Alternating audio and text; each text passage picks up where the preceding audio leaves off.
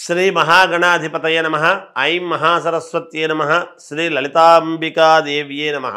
ఉగాది పండుగ సందర్భముగా కొత్త సంవత్సరము ద్వాదశ రాశుల వాళ్లకు ఎలా ఉండబోతూ ఉన్నది, ఈ 12 రాశుల వాళ్లకు కూడా ఎటువంటి ఉపయోగాలు ఉన్నాయి, మేలు జరుగుతుంది. ఈ విశ్వావసునామ సంవత్సరము క్రోధీనామ సంవత్సరం అనేటువంటిది అయిపోయి ఇప్పుడు విశ్వావసు అనేటువంటి పేరుతో కొత్త సంవత్సరము ప్రారంభమవుతూ ఉన్నది. కనుక ఎప్పుడు ప్రారంభమవుతుంది అంటే ఆదివారం రోజు ఉగాది పండుగ అయినది. చూడండి, ఆదివారము అయ్యింది అంటే ఎప్పుడైనా మనకేమిటి అంటే ఏ వారం అయితే అవుతుందో ఆ వారానికి అధిపతి రాజు అవుతాడు. అందువలన సూర్యుడు రాజు అయినాడు. ఈసారి ఇక్కడ సూర్యుడు రాజైనాడు అని అనంగానే ప్రతి వాళ్ళ జీవితంలో కూడా రవి అంటే సూర్యుడు ఉన్నతమైనటువంటి స్థితిలో ఎవరెవరి జాతకాల్లో అయితే ఉంటాడో వాళ్లకు అద్భుతమైనటువంటి ప్రకాశాన్ని ఇస్తాడు, ఆరోగ్యాన్ని ఇస్తాడు. మామూలుగా గ్రహాలకు రాజు రవి మనకు తెలిసినటువంటిదే. కానీ ఎవరెవరి జాతకాల్లో అయితే సూర్యుడు అనుకూలవంతముగా ఉంటాడో వాళ్లను ఒక ఉన్నతమైనటువంటి స్థితికి తీసుకువెళ్ళటం అనేటువంటిది జరుగుతుందిగాక. కాబట్టి ఇవి రాసులు అని చెప్పటం అనేటువంటిది సామాన్యముగా ప్రతిసారి చెప్పినట్టుగానే చెబుతాం. ఎవరు ఆందోళన చెందాల్సినటువంటి పనేమీ లేదు. నిజానికి అందరికీ అద్భుతముగానే ఉంటుంది. చిన్న చిన్న ఏవో దోషాలు అవి ఇవి ఉంటే కాస్త పరిహారాలు అనేటువంటివి సర్వ సామాన్యమైనటువంటి విషయమే కదా. అందువలన ఎవరెవరైతే వాళ్ళ లగ్నాన్ని బట్టి, ముందు లగ్నం అనేటువంటిది చాలా అవసరం. ఎప్పుడు కూడా ఏ లగ్నములో పుట్టాము, లగ్నానికి ద్వితీయంలో ఎటువంటి గ్రహాలు ఉన్నాయి, ఇవన్నీ కూడా చాలా చూసుకోవాల్సినటువంటి అవసరం ఏర్పడుతుంది. అందువలన ఈ విశ్వావసునామ సంవత్సరము కొత్త సంవత్సరము సందర్భముగా 12 రాసుల వాళ్లకు ఒక్కసారి ఎలా ఉంది ఏమిటి అనేటువంటి విషయాన్ని ఇప్పుడు మనం తెలుసుకోబోతూ ఉన్నాము. కుంభరాశి వారికి ఈ ఉగాది పండుగ నుండి మళ్ళీ వచ్చేటువంటి ఉగాది పండుగ వరకు ఎలా ఉంది అంటే బాగుంది, అనుకూలవంతముగా ఉంది. మిశ్రమ ఫలితాలు గోచరిస్తున్నప్పటికీ అనుకూలవంతమైనటువంటి ఫలితాలుగానే ఉన్నాయని తెలియజేస్తున్నాను. ఆదాయం 8, వ్యయం 14, రాజపూజ్యత 7, అగౌరవము 5.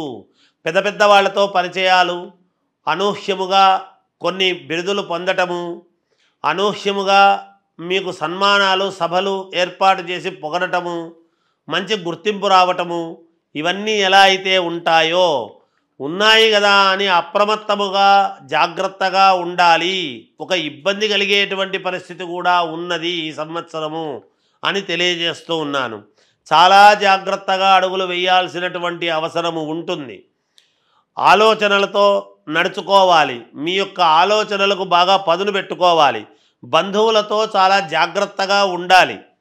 అనవసరమైనటువంటి ఇబ్బందులు కొని తెచ్చుకోకుండా ముందే ఆలోచనలు చేసి జాగ్రత్త పడండి.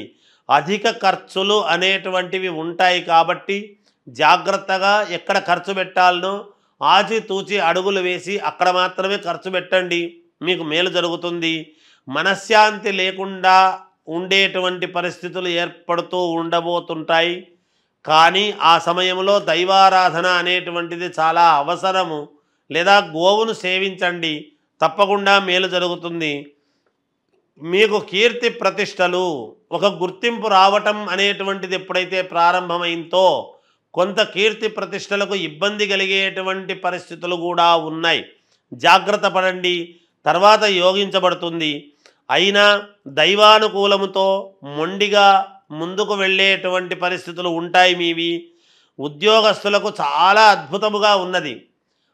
లేదా ఈ స్థానము మారి ఇంకో స్థానంలోకి వెళ్ళటము కానీ, లేదా ప్యాకేజీలు పెరగటము కానీ, లేదా మీరు ఉన్నతమైనటువంటి స్థానంలోకి మీరే వెళ్ళటము కానీ, స్థాన చలనం అనేటువంటిది ఉంటూ యోగం వైపు మీ యొక్క నడక ఉండబోతున్నది. వ్యాపారస్తులు జాగ్రత్తగా అడుగులు వేయాలి. వ్యాపారం ఎలా అయితే అలా మొదలుపెట్టి ఎలా బుద్ధి పుడితే అలా చేస్తాము అంటే కుదరదు. జాగ్రత్తగా చేయండి, డబ్బులు వస్తాయి. పోలీసులకు, డాక్టర్లకు చాలా యోగవంతమైనటువంటి కాలం. అధికముగా శ్రమ అనేటువంటిది ఉంటుంది. శ్రమపడండి, తగిన ఆదాయాన్ని పొందండి. విదేశాలకు వెళ్ళేటువంటి వాళ్ళు వెళ్ళవచ్చును, అక్కడే వ్యాపారాలు చేయొచ్చు, చదువుకోవచ్చు, ఏ రకంగానైనా అక్కడికి వెళ్ళాలంటే వెళ్ళవచ్చును. కుటుంబంలో చిన్న చిన్న ఇబ్బందులు, చికాకులు అనేటువంటివి సర్వసాధారణం. అయితే అవన్నీ ఒక కొలిక్కి వస్తాయి. తప్పకుండా మేలు జరుగుతుంది, విజయం సాధిస్తారు.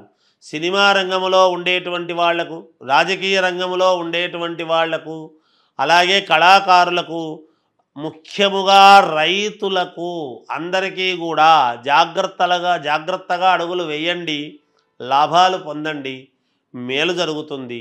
12 రాశుల వాళ్లకు కూడా అంటే మేషము నుండి మీనరాశి వరకు కూడా మీ జాతకపరంగా ఏదైనా లోపాలు ఉంటే చేసుకునేది చేసుకుంటూ విశ్వావసునామ సంవత్సరములో మీరు ఎటువంటి పరిహారాలు చేసుకుంటే మేలు జరుగుతుంది అని గనక అనుకున్నాము అంటే, గోవుకు అంటే ఆవులు ఉంటాయి, ఆవులో 33 కోట్ల దేవతలు ఉన్నారు అనేటువంటిది ప్రతీక అందరికీ తెలిసినటువంటి విషయమే.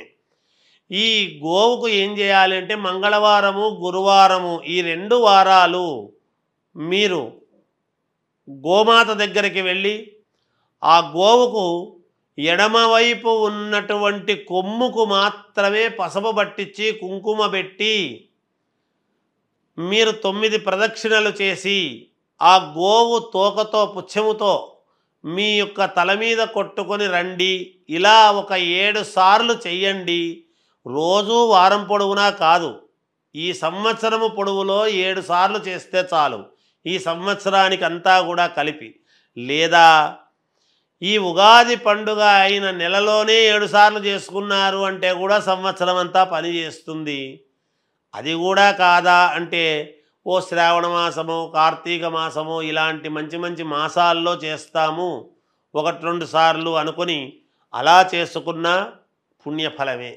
ఏది ఏమైనా ఈ సంవత్సరములో ఒక 7 సార్లు అయితే గోవును మీరు సందర్శించి 9 ప్రదక్షిణలు చేసి ఆ గోవు ఎడమ కొమ్ముకు అంటే మనము నిలబడినటువంటి చోట కుడి చేత్తో ముట్టుకుంటే దానికి ఎడమదవుతుంది, అటువంటి ఎడమ కొమ్ముకు మాత్రము పసుపు పట్టించి కుంకుమ పెట్టి ఏదైనా తోటకూర లాంటిదో, పళ్ళో, లేదా ధాన్యం అంటే బియ్యము కాకుండా జొన్నలు కానీ ఇలాంటివి, లేదా అలసందలు కానీ ఇలాంటివి ఏవో ఉంటాయి కొంచెం, అలాంటివి ఏవి పెట్టినా పుణ్యప్రదమే అవుతుంది, మీకు మేలు జరుగుతుంది, చాలా వరకు పరిహారము జరుగుతుంది అని తెలియజేస్తూ జయోస్తు.